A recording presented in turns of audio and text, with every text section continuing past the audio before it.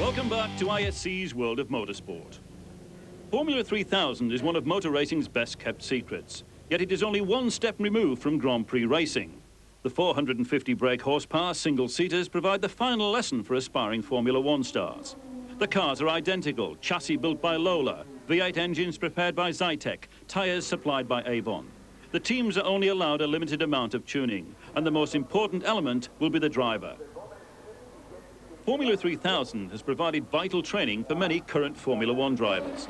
Damon Hill, David Coulthard, Eddie Irvine, Jean Alesi, Johnny Herbert and Rubens Barrichello are just a handful of those who learnt important lessons in Formula 3000 before they moved onto a more celebrated stage. Formula 3000 is, in effect, Formula 1's official waiting room. The drivers are in a hurry to get to the top. Sometimes, just a little bit too much so. The 1996 season was the most closely fought in the Formula's 11-year history. For the first time, all teams were obliged by the regulations to run the same car and engine combination. The new era blasted off at the Nürburgring in Germany, and just 100 metres into the new season, Lola's spare parts division could see a healthy profit on the horizon.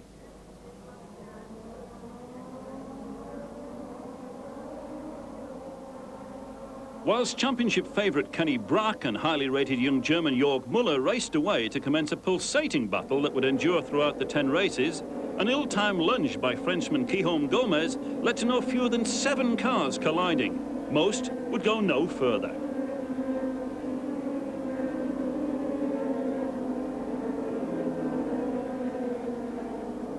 Despite Müller's best efforts at the head of the field, he was unable to displace Brack, the Swede winning the first race of the new era just as he had won the last race of the old, to the delight of his new team, Supernova.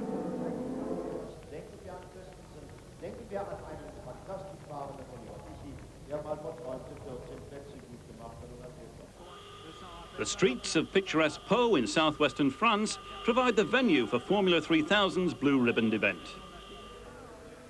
This time Müller would get the better of Brack, both of them profiting from a slow start by pole position winner Tom Christensen. Müller's team, Marco RSM, had no previous Formula 3000 experience, but he was quickly proving that the regulations provided a level playing field. It was driver ability which mattered. Belloc and Radon, theoretically teammates, crash at the Lycée hairpin, and Christensen discovers there's simply no room to stray a centimetre offline. The first two were making it look rather easier. Müller had never been to Pau before, but he added an accomplished victory to those he had scored at Monaco and Macau as a Formula 3 driver, thus completing a rather unique hat-trick. Scores were Brack 1, Müller 1.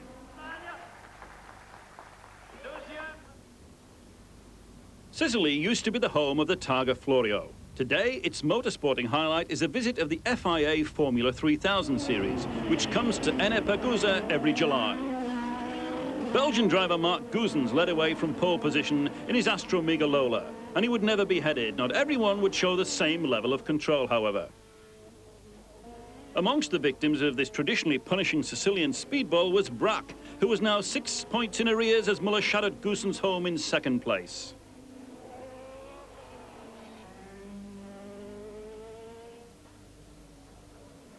But Brack bounced back by taking pole position in Müller's homeland at Hockenheim, where Formula 3000 was the highlight of the German Grand Prix support program.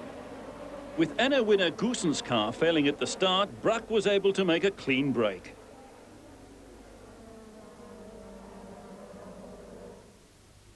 Müller complained that his Lola was not handling as it should, though nonetheless he worked his way into second place, behind an ecstatic Brack. The event had been a useful exercise in damage limitation. The Germans still led the title race by 3 points.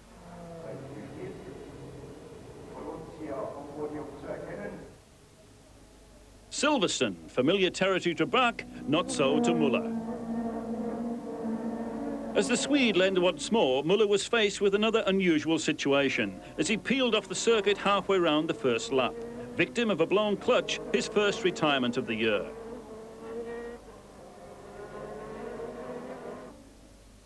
This weekend, Brack had a new adversary in the shape of experienced Dane Tom Christensen. Christensen, who was transferred to Formula 3000 newcomer Edenbridge, following the collapse of the Shannon team with whom he had started the season, harried Brack all the way to the flag, but was unable to prevent the Swede taking his second victory in succession and his third of the year, to sweep into the championship lead.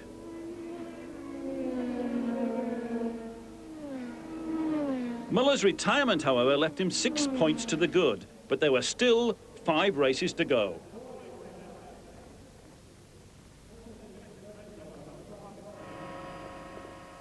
Spa is a classic circuit, home of Eau Rouge, the finest corner in Formula One, and also a shrine to some of the most delicious chips you can buy. The Spa Formula 3000 race customarily serves as the Belgian Grand Prix curtain raiser, and first-time visitor Tom Christensen took pole position, having learned the circuit on a computer game.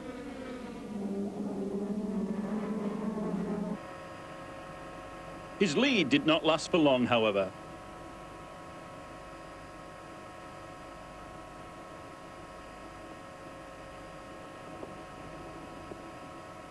The same straight was to prove a popular location for those in an overtaking frame of mind.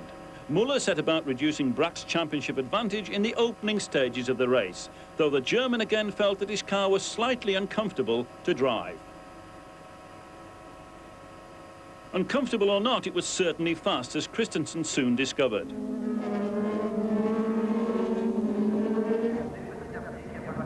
It wasn't long before there was a near-action replay as Muller tucked into leader Goosen's slipstream and swept around the outside to complete his remarkable progress from 6th place to 1st in only a handful of laps. Less surprising was the Spa weather. Often threatening, it finally sprang a leak with a handful of the scheduled 29 laps still to run. Goossens, used to Spa's fickle climate, barely appeared to notice the torrent, but by the time that he and Christensen had floated by the cautious Muller, the authorities had already decided to bring the race to a halt. Muller won and accepted a 1-point series lead, with Brack struggling home in 5th place.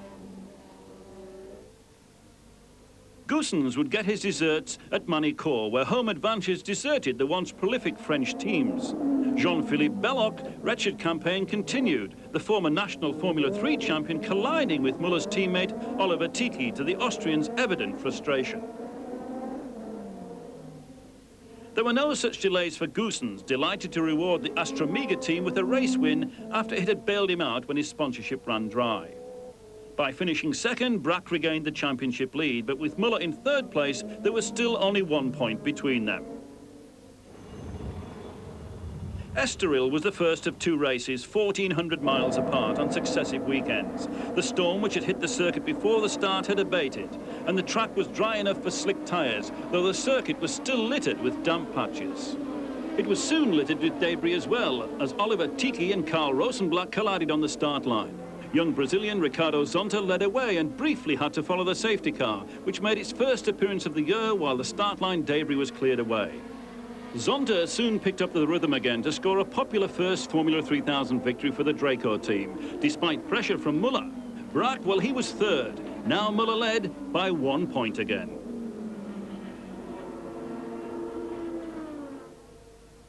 At Mugello in the foothills of Tuscany, Brack made probably too good a start. In attempting to prize the lead from the on-form Zonta, he brushed wheels and lost momentum, relegating him to the rear-view mirrors of the omnipresent Muller. As Brack fell away, Muller kept up the pressure, forcing Zonta to brake as late as he dared. In the closing stages, the 2 leaders caught a group of backmarkers embroiled in their own heated contest and apparently oblivious to the significance of what was going on behind them. Muller found a way past most of the traffic, but not past Zonta. As Draco celebrated once more, Brack completed a familiar top 3. With 1 race remaining, he was now 3 points adrift of Muller. The objective was clear. Victory at Hockenheim would give either of them the title. A fiction writer could not have come up with a better script. Muller qualified on pole position for the finale. Brack was 2nd fastest and sat alongside. The new rules had precipitated the most gripping conclusion in the history of Formula 3000. To the dismay of the large Hockenheim crowd, Brack made the best start and swept into the lead as the car streamed into the forest out of public view. And despite Muller's best efforts, he was in resolute mood.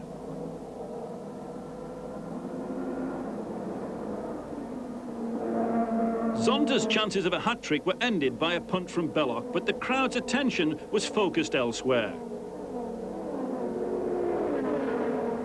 Entering the stadium section for the fourth time, Muller executed the pass of the season, in the race of the season. The new set of tyres he had held in reserve, allowing him to scrabble past Brack on the outside. But it still wasn't over, though Muller's entrant, former Grand Prix racer Helmut Marko, remained calm about it all. Things weren't so calm on the track, however. With 10 laps remaining, Brack drew alongside Muller as the two cars approached the third chicane at 170 miles an hour. In the battle of nerves which followed, irresistible force met immovable object, and the two rivals, hitherto full of mutual respect, clashed spectacularly.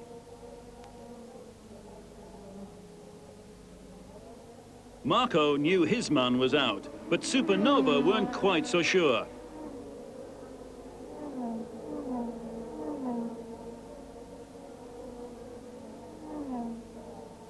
Remarkably, given the ferocity of the impact, Brack's car was still in one piece. Indeed, from the driver's point of view, any damage was barely perceptible, and Brack continued at the head of the field, pulling away from the rest at over 1 second a lap. The championship looked to be his.